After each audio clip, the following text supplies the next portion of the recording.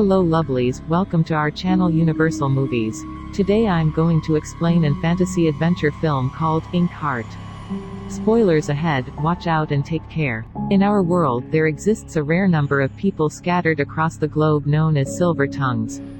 They possess the magical ability to bring to life the characters of the stories they read, though they often are unaware they possess the gift, which can sometimes make it seem more of a curse. In an opening shot we see Mortimer, or Mo as he's called, sitting with his wife Resa. They try to calm their baby girl down for bed, so Mo picks a book to read Little Red Riding Hood. As he is reading aloud, things shake and move slightly and a Red Riding Hood falls into the backyard onto their clothesline. 12 years later, Mo and his daughter Maggie are on their way to another old bookshop in Germany. Maggie says that maybe he will find the old book he is always looking for. Apparently, he always scours every corner of old bookshops looking for a very specific old book that he has never been able to find. Mo heads into an old shop while Maggie waits outside in the street looking at other books. Mo wanders off to the back of the bookstore. As he wanders, he hears whispered lines coming from the book.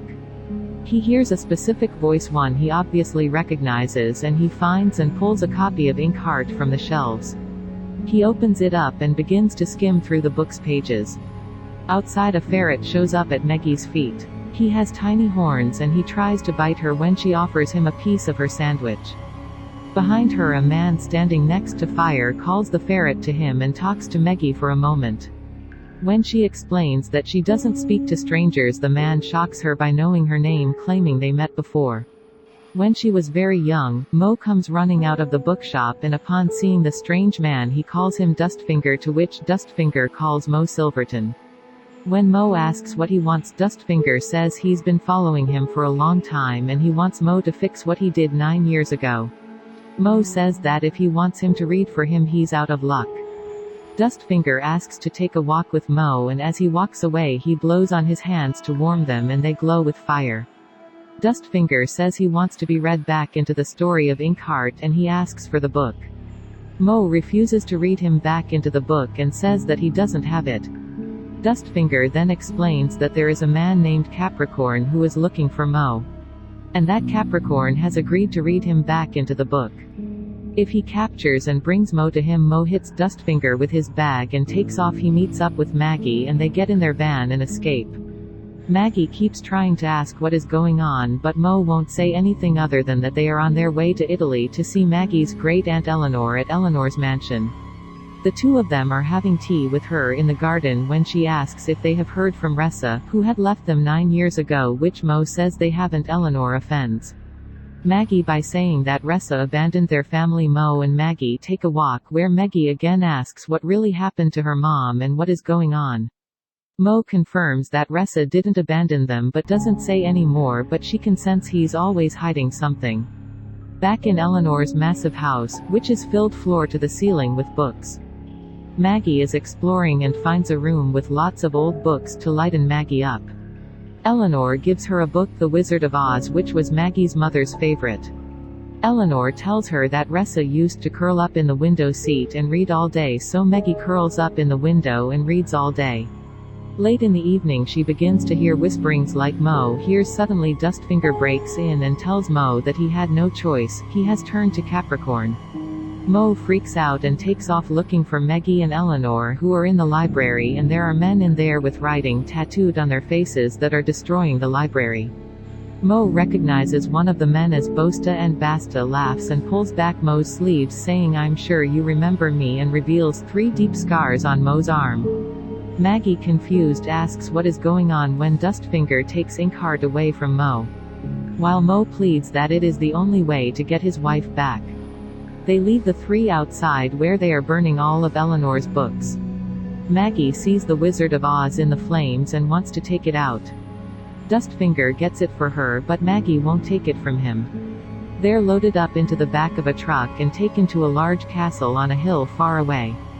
There are men with writing on their faces everywhere. They are taken to some kind of barn that is full of mythical creatures, a crocodile that is ticking, monkeys with wings, and a unicorn, all with writing on them.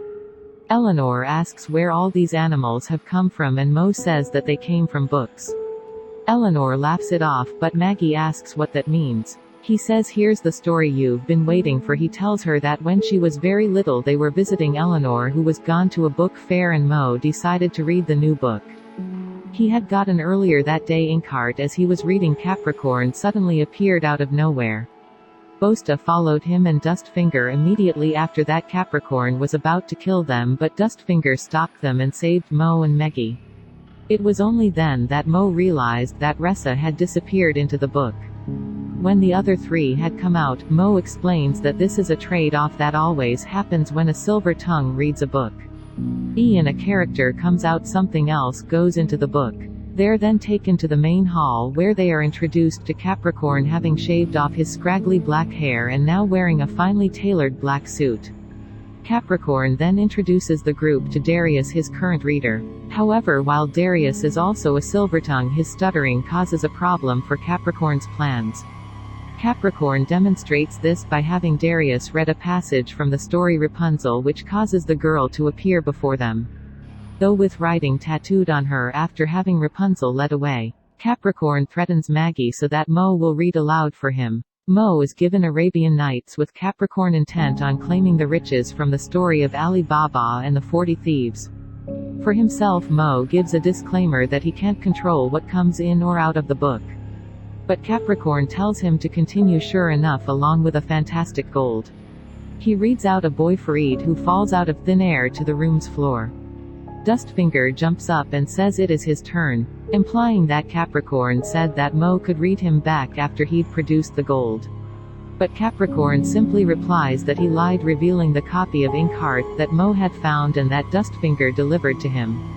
Mo explains that he can't read him back, but Capricorn laughs at this, claiming he would not want to go back to his rotten life in the book anyway, where he worked for the character named Adderhead and roamed the forest with the beasts.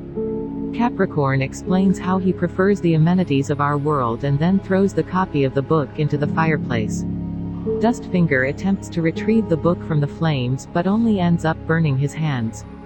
Capricorn then sends Mo, Elinor and Meggie back to the barn. Dustfinger goes to the kitchen to see a kitchen maid who he calls Resa, who is unable to speak and is trying to escape again. He talks to her about wanting to be home and how he never burns his hands at home. In his world, Resa gets a bowl of ice for him to cool his hands in. He thanks her and falls asleep. He dreams of his home and his wife asking him to come home. He wakes up and asks Resa what he can do to repay her. She shows him a picture of her family that she had drawn. Dustfinger realizes that Resa is Mo's wife and Maggie is her daughter. But he won't tell her what he knows about the two of them, even though she realizes that he knows something. Even so, he promises to help her. We follow Dustfinger's ferret Gwyn into Capricorn's mother's room. She is asleep and Gwyn sneaks up and steals a key that is hidden in her corset. The key is needed to unlock Resa from the chains keeping her in the kitchen, and Gwen returns the key to Resa. Dustfinger arrives at the barn and overhears Mo, Meggie and Ellen are talking about reading Resa out. Given that the majority of the copies of Inkheart are a rarity, Maggie suggests that the original author might be the only person who has a copy of the book left. Dustfinger suddenly reveals himself to them and tells them he's going to help them escape. Mo asks how, and Dustfinger hands him the Wizard of Oz and has Mo read the tornado out of the book. They get away, but not before Resa, who has fallen through a floor and into a cellar and gets trapped, sees them. She and Dustfinger see each other and she realizes that he did know where her husband and daughter were. She asks for help, but Dustfinger simply turns and runs away. Mo and company climb into a truck and take off, headed for Olazio to find Fenoglio, the author of Inkheart once. In Alatio, the group separates Elinor, hands far, eats some normal clothes and then gives Mo directions to Fenoglio and heads for the train station because she wants to go home. Dustfinger refuses to accompany Mo to find Fenoglio, afraid to know his fate. Since he's never read the rest of the book and has no idea how his story will end, Farid stays with Dustfinger. While Mo and Meggie head off to find Fenoglio at Fenoglio's. Mo has a hard time explaining what is going on and why they want to see him, but Maggie just says it like it is. While she is explaining how the characters have come to life, Dustfinger is in the market square observing a fire eater. He remembers being in his world in the castle putting on a fire show and once again remembers his wife Fenoglio. Maggie and Mo are on their way to the market because Fenoglio wants to meet his character Dustfinger. Fenoglio then sees Dustfinger and says that he looks exactly how he imagined him. Dustfinger sees him and flips out a bit, trying to hide behind Mo. Mo explained that he's afraid to meet him because of how his story ends. Fenoglio then spoils the story for Dustfinger by telling him that he dies. Although they're all surprised, Fenoglio explains that every story can't end happily. Finally, the author finds the original Inkheart manuscript, but before Mo can read Resa out, Dustfinger lets slip that Resa doesn't need to be read out because she's already in the real world. Though he explains that due to some problems she had lost her voice. Mo and Maggie are furious that he hasn't told them that yet. But Dustfinger defends that if Mo had known that he wouldn't have agreed to go get the manuscript, and it was the only way for him to get back to his family. Mo promises to read him back once they have rescued his wife from Capricorn stronghold at the train station. Elinor decides not to get on the train but heads towards Fenoglio's place. Mo, Farid and Dustfinger leave Maggie with Fenoglio while they head back to Capricorn's castle to rescue Resa. Back at Fenoglio's, Maggie is in her room when she decides to read aloud from The Wizard of Oz. Suddenly Toto appears in the room. Fenoglio knocks on the door, and when she answers he says that he had no choice. Basta then appears with a knife along with another henchman. Fenoglio once again shows excitement at seeing his creations have come to life and also is surprised to see Toto on the floor next to Maggie. Surmising that Maggie has inherited the skills of a silver tongue from her. Father Basta decides to take Maggie with them back to Capricorn because he would definitely like having another reader. Mo, Dustfinger and Farid arrive at Capricorn's castle. Dustfinger helps them get to the maid's quarters and Mo sneaks in and finds Resa's room. The walls are covered in Resa's pictures and Mo recognizes her sketches but not his wife outside. Dustfinger is getting impatient and Farid stops him from leaving too soon and getting caught. But Farid then breaks something that fell out of his pack and the guards come back and catch Dustfinger and haul him off to the dungeon. On the way, they pass Resa, who is hanging in a net over the courtyard. She grabs his hair and he apologizes for not helping her out when he had the shot. While Fenoglio and Maggie are being taken to Capricorn, he sees the castle from his story and is amazed to see his imagination materialized right before him. One of the characters that was read out of the book then asks Fenoglio if he could rewrite part of the book to make his large nose smaller. This gives Fenoglio an idea and he surmises a plan with Maggie, thinking that if he can rewrite part of the story they can finish off Capricorn and his men in Capricorn's hall. He decides that Maggie is going to read something out of Inkheart, of which he kept a hidden hardcover copy of the book for his own personal use. Capricorn wants to read out the shadow, a creature that is feared in his world and can completely destroy an entire village on its own. Capricorn intends to use the power of the shadow to take control of the real world, but Meggie refuses until Capricorn shows her a captive woman who Meggie soon realizes as her mother, hoping to save her mother. Meggie gives in to Capricorn's demands when she's taken down to the dungeon. Maggie and Fenoglio begin to furiously work on an alternative ending to what Capricorn has planned. But Fenoglio has writer's block and can't think of a fitting end to the story. When Basta comes down, Dustfinger, who is being held in the next cell, tricks Basta into the cell and locks him in. He tries to get Maggie and Fenoglio out of their cell, but the key won't fit and his magic fire isn't working right, so he takes off. He runs into the woods but realizes what a coward he is being and sneaks back into the fortress where Mo catches him. Farid is there and apologizes for getting him caught, and they formulate a plan to get Maggie and Resa out of the castle. Elinor is on her way to the castle yelling and talking to herself about how she's crazy for heading back to such a dangerous place. On the back of a motorcycle, when Fenoglio finally starts to write out the story, Capricorn's mother comes down to get Maggie so she can be dressed for the reading later. That night Fenoglio covers up the writing by saying it is his final words, what he wants people to remember him by. She says that is appropriate because he's going to be fed to the shadow. Maggie is hauled off and forced into a monstrous white medieval gown that looks horribly uncomfortable. The party is getting started as Mo, Dustfinger and Farid nab black outfits from the random goons running around. Dustfinger and Farid go and get gasoline to start a fire to distract. Capricorn's men and Mo heads off to find Resa and Maggie. He finds them, but Maggie is being walked down to a podium to read from Inkheart, and Fenoglio, Toto and Resa are all in a cage.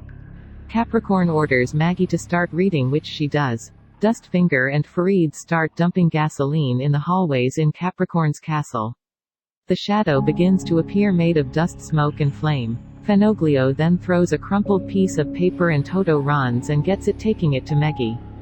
Capricorn commands the shadow to eat Resa and Fenoglio, but then Maggie starts reading the words that Fenoglio wrote. It begins to take effect, and the shadow starts to turn on his master as Capricorn's mother grabs the words from Maggie. Farid and Dustfinger begin blowing fire in the halls, which then start to burn. Elinor frees Darius the stuttering silver tongue from the barn, and they start releasing all the animals. She comes riding into the middle of the reading on the back of the unicorn. Mo tells Maggie to keep reading when she says she doesn't have any words to read. He tells her to write her own ending then and tosses her a pen. She begins to write on her arm, reading as she goes along. Capricorn begins to crumple like paper, and the shadow finally dissolves as Capricorn turns to dust. His henchmen all turn to dust, and Maggie reads that all the characters within her sight who had been read into the real world against their will will go back to each of their stories as she reads this.